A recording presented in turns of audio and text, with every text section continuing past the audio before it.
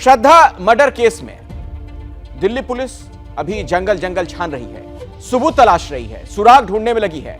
ऐसे में ABP news ने ढूंढ निकाला उस चश्मदीद को जिसने श्रद्धा और आफताब दोनों को आखिरी बार देखा। इस रोंगटे खड़े कर देने वाले मर्डर केस में उस शख्स की गवाही बहुत अहम है। तो आज एबीपी न्यूज पर वो शख्स खोलने जा रहा है इस मर्डर मिस्ट्री के कई राज। आप देखिए एबीपी न्यूज की ये एक्सक्लूसिव रिपोर्ट।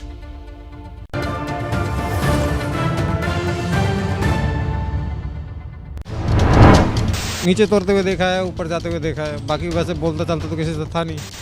बस टिकट लेने आया, मैंने दी और चला जाता। पूछा कि how did you sustain this injury, तो देन ही टोल्ड मी कि while cutting fruit my knife got slipped and I got this injury. तो उसने ये बयान दिया है कि मैंने 5 महीने पहले यहाँ से एक चाकू खरीदा था और कुछ गार्बेज बैग खरीदे थे। उसी दिन देखा था जिस दिन वो शिफ्ट हुए थे, तो उस समय वो आई थी। आफ्ताब वायलेंट हो रहा है, उसके ऊपर हाथ उठा रहा है।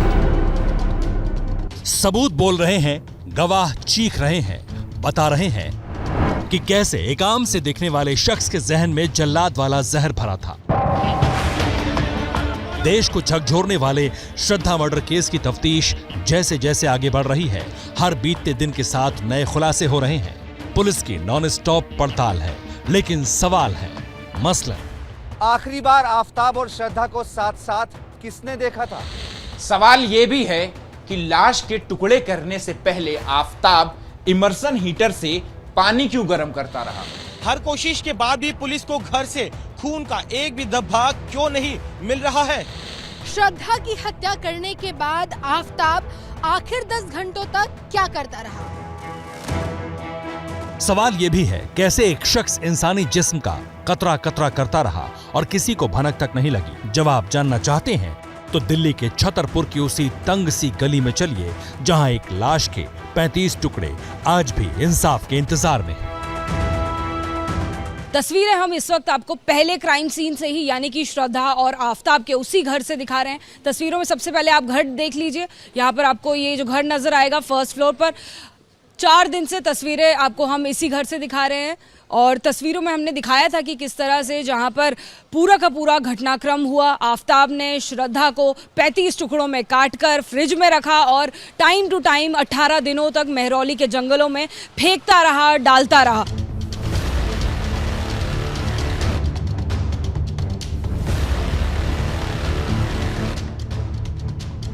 हरे रंग की दीवारों वाला यही वो मकान है जहां श्रद्धा ने आफताब के साथ जिंदगी बिताने के ख्वाब देखे थे। यही वो सीढ़ियां हैं जिन पर भरोसे का भार और उम्मीदों का संसार लेकर श्रद्धा उस कमरे तक गई।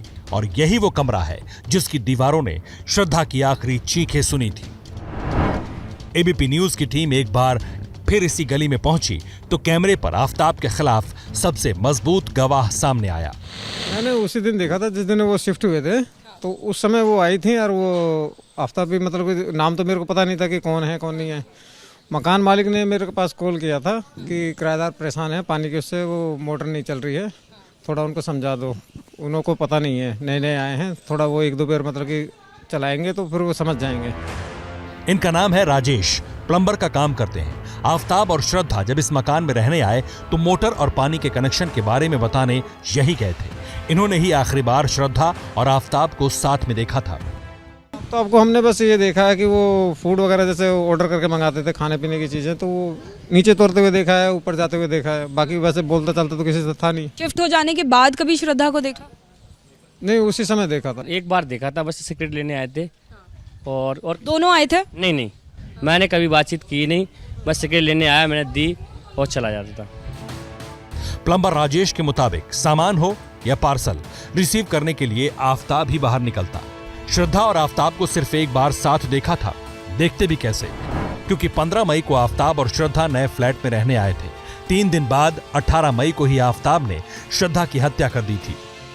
लेकिन सवाल यह है कि 18 मई को श्रद्धा की हत्या करने के बाद आफताब 10 घंटे तक क्या करता रहा? जवाब रोंगटे खड़े कर देने वाला है। जानना चाहते हैं तो सुनिए। आफताब ने कबूल किया है कि उसे श्रद्धा के शव के टुकड़े करने में करीब 10 घंटे लगे थे। उसने 1 घंटे तक शरीर के सभी टुकड़ों को पानी से धोया। इसके बाद सभी टुकड़ों को पॉलिथीन में बंद कर फ्रिज में रखता चला गया। इस दौरान उसने ऑनलाइन खाना भी मंगवाया। लाश के टुकड़े करने के बाद बियर लाया, फिर मोबाइल पर वेब सीरीज देखी और सो गया। सोचकर दिल सहम जाता है कि कैसे एक शख्स बेजान जिस्म पर आरी चलाता रहा, लेकिन पल भर के लिए भी हाथ नहीं कांपे। कांपते भी कैसे? इस शख्स का जिस्म, जहन, अक्ल, शक्ल और करतूत का आगे का किस्सा सुनेंगे तो कांप जाएंगे। दिल्ली पुलिस सूत्रों के मुताबिक आफताब ने पूछताछ में बताया कि श्रद्धा की हत्या के बाद वो पानी को लगातार गर्म करता रहा और उसे श्रद्धा के शव पर डालता रहा। ऐसा उसने क्यों किया, आप खुद देखिए। पुलिस सूत्रों के मुताबिक आफताब ने पूछताछ में कबूला, बताया कि श्रद्धा की हत्या 18 मई की रात को ही की।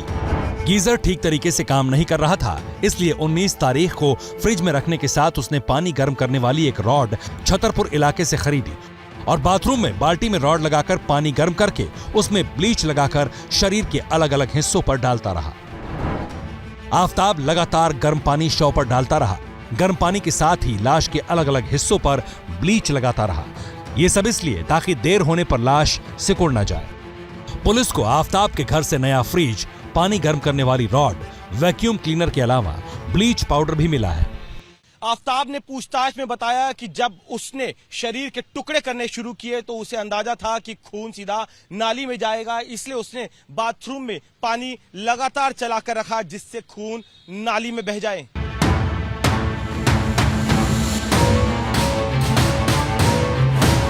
इसकी तस्दीक आफताब के फ्लैट का पानी का बिल भी करता है। आफताब का 300 रुपए का पानी का बिल बकाया है। दिल्ली में 20,000 लीटर तक पानी मुफ्त मिलता है। जिस बिल्डिंग में आफताब ने फ्लैट लिया था उसमें एक और भी किराएदार रहते हैं। सभी का बिल 0 आता है। ऐसे में 300 रुपए का बिल बनने का मतलब पानी का बम्पर इस्तेमाल है, यानी आफताब ने खून साफ करने के लिए पानी खूब बहाया। इतना ही नहीं, पुलिस को पड़ोसियों ने यह भी जानकारी दी कि वो बार बार पानी की टंकी देखने ऊपर जाता था। रात को 10-11 बजे आता था। जब भी देखता था मैं, रात को इनकी मोटर ऑन रहती थी। ये मैं सोचता था भाई ये क्यों रात को चलती है, 2 दिन तो पानी नहीं आता, 1 दिन छोड़ के आता है यहाँ पे पानी, तो रोज डेली का पानी ऊपर चढ़ाना पानी। पड़ोसियों को शायद ही एहसास था कि इन दीवारों के पीछे एक जिस्म कतरा कतरा काटा जाता है। आफताब इतना शातिर दिमाग था कि लाश को ठिकाने लगाने के साथ ही सिलसिलेवार तरीके से सबूतों को मिटाता रहा। इसका अंदाजा इससे लग जाता है कि पुलिस को इस फ्लैट में बेंजीन टेस्ट के बावजूद खून का एक धब्बा तक नहीं मिल पाया। दिल्ली पुलिस के सूत्रों ने बताया कि आमतौर पर पुलिस खून के धब्बों को ढूंढने के लिए क्राइम सीन पर बेंजीन नामक केमिकल फेंकती है। इससे जहां भी खून गिरा होता है वो जगह लाल हो जाती है। जिस फ्रिज में लाश के टुकड़े रखे थे उसमें भी बेंजीन टेस्ट में खून के धब्बे नहीं मिले। आफताब ने न जाने कौन से केमिकल से घर को साफ किया है कि बेंजीन से भी खून के धब्बे कत्ल की जगह नहीं मिल रहे। बड़ी मुश्किल से किचन के लोअर शेल्फ में जहां गैस सिलेंडर रखते हैं वहां खून के धब्बे मिले हैं। अब सवाल यह है कि जब लाश के टुकड़े बाथरूम में किए गए तो किचन में खून के धब्बे किसके हैं? पुलिस इसका पता कैसे लगाएगी? जवाब, डीएनए टेस्ट। सबसे पहले यह पता लगाया जाएगा कि खून इंसान का ही है, फिर खून के डीएनए सैंपल लिए जाएंगे। श्रद्धा के माता पिता के डीएनए से मैच करवाया जाएगा। अगर साबित होता है कि किचन से मिले खून के निशान श्रद्धा के ही हैं, तो पुलिस के पास एक और पक्का सबूत आ जाएगा। लेकिन अभी चुनौतियां और भी हैं। आफताब ने श्रद्धा के शव के 35 टुकड़ों को 18 पॉलीथीन में भरकर फ्रिज में रखा था।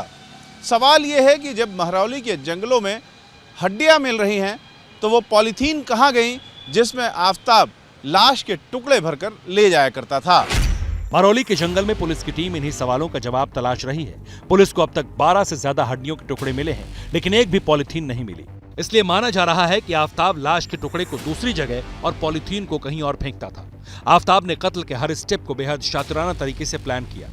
9 दिन की जांच के बाद भी पुलिस के पास कुछ ठोस नहीं, खासतौर से अभी तक श्रद्धा का सिर नहीं मिला। पुलिस सूत्रों के मुताबिक आफताब ने कबूल किया है कि उसने श्रद्धा के कटे हुए सिर को 3 दिनों तक फ्रिज के अंदर रखा और फिर उस कटे सिर को जलाने की कोशिश की, लेकिन जमने की वजह से सिर सही से नहीं जल पाया। इसके बाद आफताब ने श्रद्धा के कटे सिर को मिट्टी में रगड़कर फेंक दिया ताकि उसे जानवर खा जाए।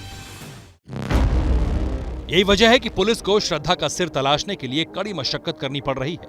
वैसे पुलिस की जांच के बीच अब एक नई जानकारी भी सामने आई है। इसी साल जून में पूर्वी दिल्ली के पांडव नगर इलाके में सिर के साथ मानव अंग मिले थे। लाख कोशिशों के बाद भी ये पता नहीं लग पाया था कि मानव अंग किसके हैं और किसने फेंके हैं। इस मामले में भी पुलिस फॉरेंसिक रिपोर्ट का इंतजार कर रही है। आफताब को कोर्ट में पेश किया गया। कोर्ट ने आफताब के नार्को टेस्ट की इजाजत दे दी। पुलिस का कहना है कि आफताब को गुरुग्राम, हिमाचल, उत्तराखंड भी ले जाना है। इस केस में पुलिस के सामने भले ही चुनौतियां पहाड़ जैसी हैं, लेकिन जिस तरह हर गुनहगार का अंजाम तय होता है, उसी तरह आफताब को भी उसके करतूतों की सजा जरूर मिलेगी। जैसे ही घड़ी का काटा दोपहर 2:30 पे आए, बबीता जी का दिल सास बहू साजिश के लिए मचल जाए। और ये है इनकी बहू, पूरे दिन ऑफिस की टेंशन हो जाए गॉन जब ये करें अपना फेवरेट शो फ्री टाइम पे ऑन। इनकी तरह आप भी देखिए अपना फेवरेट शो अपने टाइम पर और डाउनलोड कीजिए एबीपी लाइव ऐप अपने स्मार्ट टीवी पर।